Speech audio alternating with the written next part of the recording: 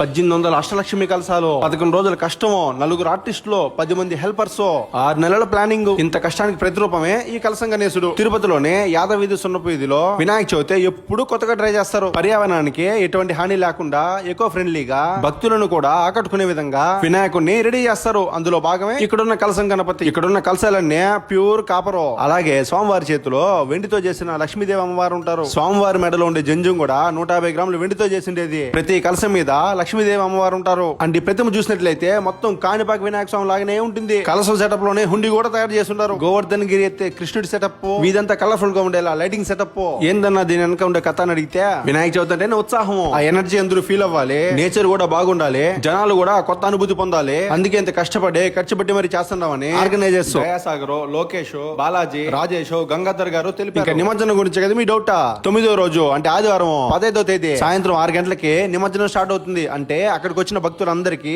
ఫ్రీగా ఆ అష్టలక్ష్మి కలసాలన్నీ పంచేస్తారు. ఆల్రెడీ భక్తుల రద్దీ మొదలైంది. అది మీరు కూడా వచ్చా ఈ అష్టలక్ష్మి గణపతిని దర్శించుకోండి. అంటే మీ తిరుపతి ఫ్రెండ్స్ కి వీడియోని షేర్ చేసేయండి. అన్నట్టు అడ్రస్ ఎక్కడంటే తిలక్ రోడ్ లో నాయుడు మొబైల్స్ ఆపోజిట్ లో గణేష్ జ్యూస్ సెంటర్ పక్కనే ఉంటాడు మన కలసం గణపతి. జై బోలో గణేష్ మహారాజ్ కే.